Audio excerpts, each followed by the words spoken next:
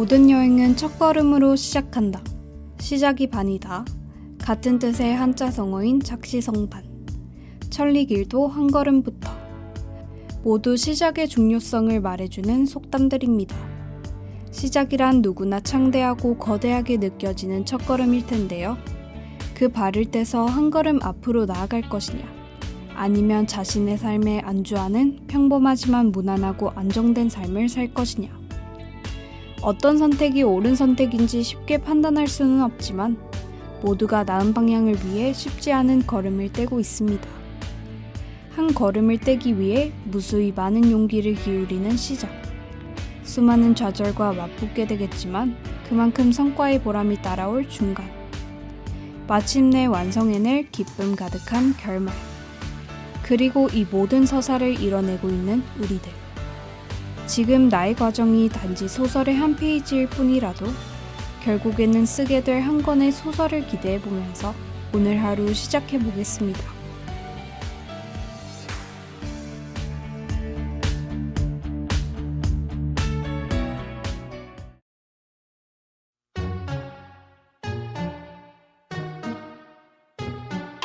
건물 사이에 피어난 장미, 제발 살아남아줬으면 꼭 끼지 마, 잘 들어줘.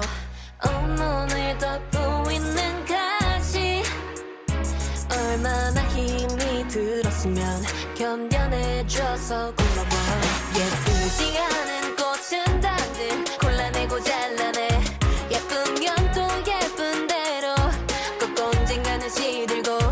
왜 내버려두지를 못해, 그냥 가던 길 좀 가.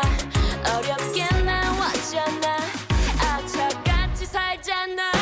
Hey. 나는 건물 사이에 피어난 장미, 삭막한 이 도시가 아름답게 물들 때까지 고개 들고 버틸게 끝까지. 모두가 내 향기 맛보지에 웃을 때까지.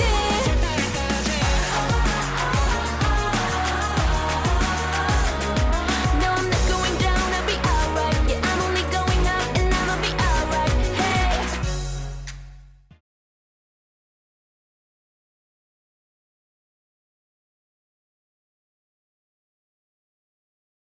오늘 소개할 영화는 세월간이입니다. 세월간이는 다소 코믹적인 요소들로 많이 알려진 작품입니다. 2011년 개봉하여 아바타의 기록을 위협할 정도로 흥행했었죠. 비행기에서 전화를 받는 파르안의 모습으로 영화는 시작됩니다. 전화를 받고 급히 내려 친구 라주에게 란초가 온다고 전하죠. 곧장 파르안과 라주는 란초를 만나기 위해 임페리얼 공과대학 옥상으로 향합니다.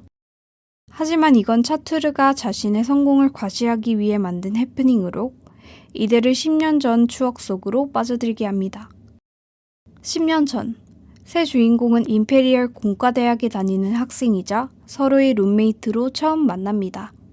첫 번째 주인공 파르안은 아버지가 정한 공학자의 꿈을 이루려 대학에 왔지만 마음속에서는 늘 사진작가의 꿈을 꾸고 있었죠.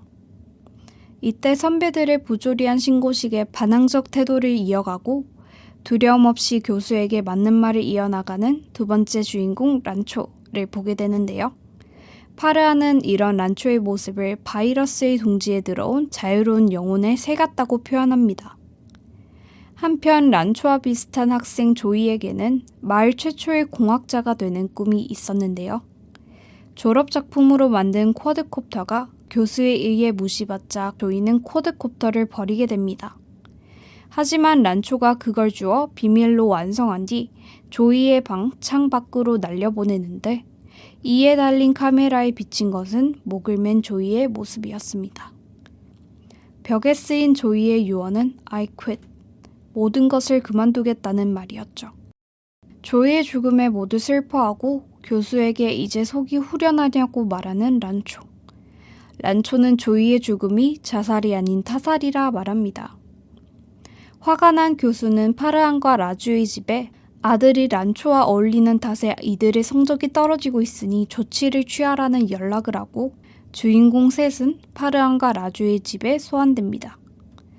파르안의 집에 도착한 3명은 파르안에게 공학자가 아닌 사진작가의 꿈과 재능이 있다는 걸 발견하고 라주의 집에서는 찢어지게 가난한 라주의 환경을 알게 되죠. 학교로 돌아온 파르안과 라주. 교수는 그들에게 하나로 4억이나 되는 돈이 란초 아버지의 한 달 월급이라고 말하는데요. 파르안의 아버지 수입은 40만 원, 라주 가족의 수입은 4만 원이었습니다. 더 이상 란초와 어울려 다니지 말고 방을 옮기라 설득하는 교수에 파르안은 옮기지 않으려 하지만 집안 사정이 너무 절박했던 라주는 방을 옮기고 란초와 거리를 둡니다. 그러던 중 갑자기 라주의 아버지가 위독하다는 소식이 들려오고 이를 란초가 도와 결국 라주 아버지를 살리며 둘은 눈물과 함께 화해하죠. 이에 시험에 늦은 3명이 시험지를 늦게 제출하자 교수는 시험지를 안 받겠다고 하는데 교수가 자신들의 이름을 모른다는 사실을 알고 시험지를 마구 뒤섞어버리는 명장면이 탄생합니다. 결국 교수는 라주에게 정학 통보를 하는데요. 사정하는 라주에게 교수는 정학서에 란초의 이름을 대신 쓴다면 정학시키지 않겠다고 말합니다. 심리적 압박을 견디지 못한 라주는 창밖으로 뛰어내리고 깨어나지 않는 라주를 위한 친구들의 갖은 노력 끝에 라주는 일어나게 됩니다. 그 후 라주는 면접장에서 자신의 온갖 얘기를 다 털어놓는데요. 탈락하더라도 앞으로 인생에 가치 있는 무언가를 꼭 해낼 것이라 다짐합니다. 다리가 부러진 후에야 제 발로 일어서는 법을 배웠다던 라주는 면접에 바로 합격하죠. 파르안 또한 자신의 꿈을 되찾습니다. 파르안의 아버지는 취업 기념 선물로 노트북을 사두며 파르안의 공학자 길을 기대하지만 파르안의 꿈은 변하지 않았는데요. 이에 파르안의 진심을 들은 아버지는 결국 노트북 대신 전문가용 카메라를 사주며 아들의 꿈을 응원합니다. 한편 비가 억수같이 쏟아내리는 날, 임신 중인 교수의 딸에게 산통이 찾아오는데요. 날씨 때문에 오고 가도 못하는 긴급한 상황에 그들이 가진 과학적 지식, 교수가 엉터리라 말하던 그 지식으로 새 주인공은 딸과 뱃속 아이까지 구하게 되죠. 교수는 훌륭한 학생을 찾으면 주기로 했던 자신의 펜을 란초에게 주며 이들을 용서합니다. 무사히 졸업에 성공한 셋은 사진을 찍으며 1년에 한 번씩은 만나기로 약속하지만 졸업식이 끝나기도 전에 란초는 호련히 사라집니다. 이후 10년이 지나 소식이 끊긴 란초의 집에 간 라주와 파르안. 소파에 앉아 뒷모습을 보이는 란초에게 다가가지만 둘을 돌아본 사람은 생전 처음 보는 사람이었습니다. 사람을 잘못 본 줄 알고 사과를 하지만 그는 란초가 맞았고 자신을 아는 채 하는 둘을 이상하게 쳐다보죠. 사실 둘이 알던 란초는 전혀 다른 사람이었습니다. 둘이 알던 란초는 실제 란초의 집에서 일하는 정원사의 아들이었고 주인공 란초의 배우고자 하는 열정을 실제 란초가 필요한 졸업장과 맞바꾼 것이었죠. 결국 두 주인공은 란초를 찾고 주인공 란초는 400개가 넘는 특허와 함께 세계적인 공학자가 되어 친구들을 맞이합니다. 너의 재능을 따라가면 성공은 뒤따라 올 것이다. 마지막 파르안의 나레이션으로 영화는 끝이 납니다. 내가 원해서 여기서 나왔냐고 원망해봐도 안 달라져 하나도 지나고 돌아보면 앞만 보던 내가 보여 그때 작은 변했다고 생각 안에 그냥 날 믿어갔다고 거센 바람이 불어와 내 살을 배려해도 자꾸 벌레들이 나를 괴롭히고 파고들어도 너 언제나 굴하지 않고 쓰러지지 않아 난 어렵게 나왔잖아 악착같이 살잖아 나는 건물 사이에 피어난 장미 삭막한 이 도시가 아름답게 물들 때까지 고개 들고 버틸게 끝까지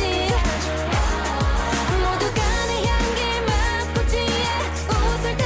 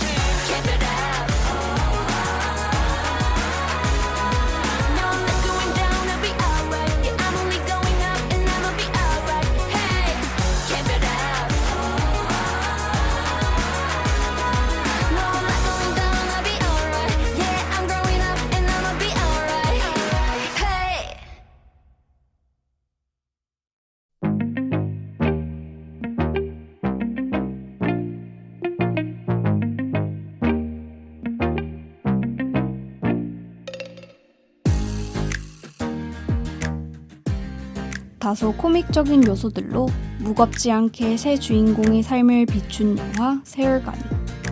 주입식 교육에서 벗어나 자신의 창의적 재능을 펼친 이들이 한편으로는 존경스럽고 대단하게 느껴집니다. 뭔가를 바꾸기에는 정말 대단한 결심이 필요한데요. 이들의 한 걸음 한 걸음이 결국 자신의 삶에 그토록 원하던 순간들을 무수히 이뤄냈네요. 용기로 점칠되어 있던 새 주인공의 삶을 생각해보며 오늘을 마무리해보겠습니다. 나아가고 싶은 꿈이 있지만 용기가 부족하고 두려움이 많아 한 발 나아가지 못하는 분들이 있다면 영화 세월간이를 꼭 추천드립니다. 이번 화의 제목 모든 여행은 첫걸음에서부터. 조금 힘겨울지라도 한 걸음 한 걸음 떼는 발자국들의 가치를 우리 모두는 알고 있습니다. 빛나는 우리의 인생을 위해 조금 더 달려봐요. 오늘도 수고 많으셨습니다. 바람을 새로 질러는 다음 화로 찾아올게요. 안녕.